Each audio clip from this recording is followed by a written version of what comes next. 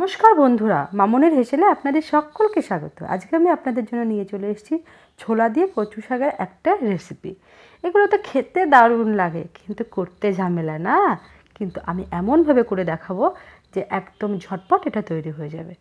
কচু শাকটাকে প্রথমে বেশ ভালো করে ধুয়ে টুকরো টুকরো করে কেটে নেব। এখানে খোসা ছাড়াবো না। এরপর আমি একটা বড় পাত্রে এই কচুর ডাঁটিগুলোকে সেদ্ধ হতে দেবো। 5 মিনিট সেদ্ধ করলেই হয়ে যাবে। এরপর আমি একটা ছাঁকনির ভেতর ছেঁকে নিলাম। এরপর গরম তেলের ভেতর শুকনো লঙ্কা, তেজপাতা, 5 ফোড়ন সম্বরায় দিলাম। এবার দিয়ে দেব কাঁচা পেঁয়াজ আর কাঁচা রসুন। এটাকে ভাজা ভাজা করে দিয়ে দেব গত রাতে ভিজিয়ে রাখা ছোলাটা।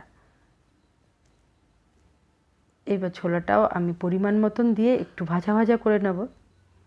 আর দিয়ে দিলাম কয়েকটা কাঁচা লঙ্কা চেরা। ব্যাস, মশলা দেওয়া কমপ্লিট।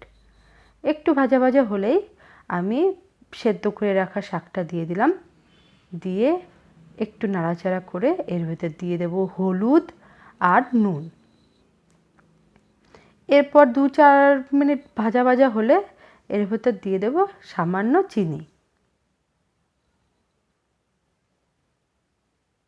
কচু শাকটা না একটু মিষ্টি মিষ্টিই ভালো লাগে। এরপর খানিকক্ষণ একটু নাড়াচাড়া করলে রেডি হয়ে গেল কচু শাক। হয়ে গেল না তাড়াতাড়ি? এরপর হচ্ছে গরম ভাতের সঙ্গে এটা মেখে